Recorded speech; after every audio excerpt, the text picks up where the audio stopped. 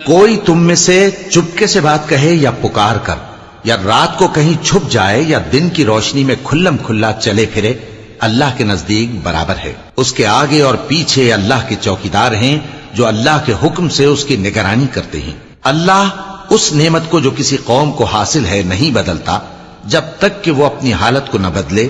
اور جب اللہ کسی قوم کے ساتھ برائی کا ارادہ کرتا ہے تو وہ پھر نہیں سکتی، اور اللہ کے سوا ان کا کوئی مددگار نہیں ہوتا۔ وہی تو ہے جو تم کو ڈرانے اور امید دلانے کے لیے بجلی دکھاتا اور بھاری بھاری بادل پیدا کرتا ہے، اور رعد اور فرشتے سب اس کے خوف سے اس کی تسبیح و تحمید کرتے رہتے ہیں، اور وہی بجلیاں بھیجتا ہے،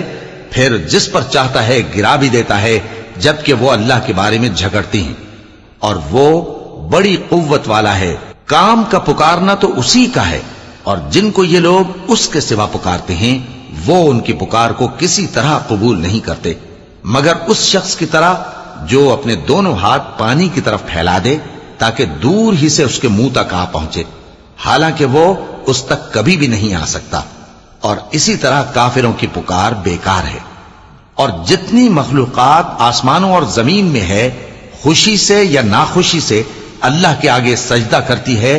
اور ان کے سائے بھی صبح و شام سجدے کرتے ہیں۔